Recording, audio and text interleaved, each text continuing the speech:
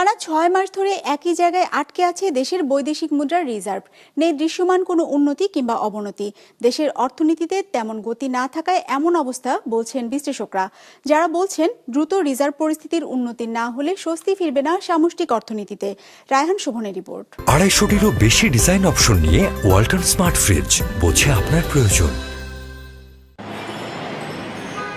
Remittance ও রপ্তানি থেকে প্রাপ্ত আয় দিয়ে আমদানি দায় পরিশোধের পর কোনো দেশের কেন্দ্রীয় ব্যাংকের কাছে যে পরিমাণ বৈদেশিক মুদ্রা সঞ্চিত থাকে তা পরিচিত রিজার্ভ হিসেবে। কেন্দ্রীয় ব্যাংকের তথ্যমতে দেশের গ্রস রিজার্ভের পরিমাণ এখন $২৫০০ কোটি উপরে, আর IMF এর BPM6 পদ্ধতি অনুযায়ী ধারে দেওয়া অর্থ বাদ দিলে রিজার্ভের পরিমাণ দাঁড়ায় $১৯৯৯ কোটি। গেল ৭ মাস ধরে প্রায় একই জায়গায় আছে দেশের রিজার্ভ। ইন্টারন্যাশনাল পেমেন্ট গুলো এটা এখন আপাতত ইন্টারন্যাশনাল রিসিপ্ট গুলো থেকে আমরা সেটেল করতে পারছি। ইন্টারন্যাশনাল রিসিপ্টসের মধ্যে আমাদের এক্সপোর্ট আর্নিং এবং আমাদের রেমিটেন্স, এই দুইটা যেহেতু একটু ইমপ্রুভ করেছে, ইন্টারন্যাশনাল পেমেন্ট যেহেতু আমাদের ইম্পোর্টে বেশি করতে হয়, সেগুলো দিয়ে এটা কাভার করে যাচ্ছে। এবং বাংলাদেশ ব্যাংকও তার রিজার্ভ সেল করছে না, সেজন্য এই সবগুলো কারণ মিলিয়ে আমাদের রিজার্ভ ইজ স্টেবল। এটা একটা জিনিস দেখাচ্ছে যে আমাদের অর্থনীতির মধ্যে ডাইনামিজমের অভাব। স্বল্পকালীন সময়ের জন্য এটা ঠিক আছে, অর্থাৎ আমাদের মোটামুটি 3 মাসের আমদানি এটা আমরা মিট করার মতো ক্ষমতা আছে, কিন্তু অর্থনীতি একটা দৃঢ় ভিত্তির দাঁড় করানোর জন্য কিন্তু রিজার্ভটাকে আরো অনেক বেশি করা উচিত। হিসেব বলছে চলতি অর্থ বছরের প্রথম 6 মাসে দেশে পণ্য রপ্তানি বাবদ আয় এসেছে $২৪৫২ কোটি।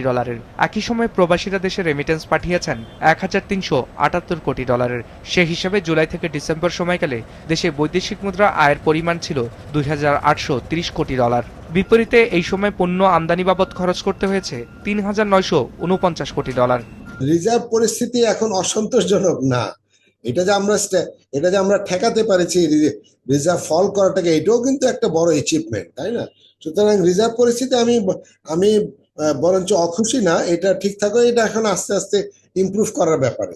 তবে হ্যাঁ, রিজার্ভের সাথে আপনার ফরেন ইনভেস্টমেন্টের একটা সম্পর্ক আছে।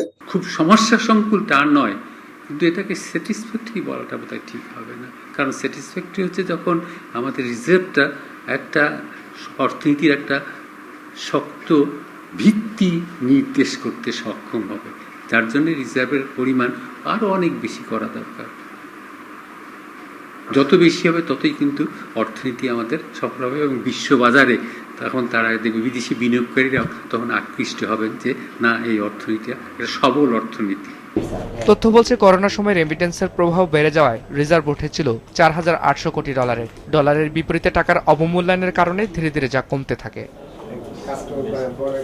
রায়হান শোভন, বিজনেস রিপোর্ট, মাছরাঙা টেলিভিশন।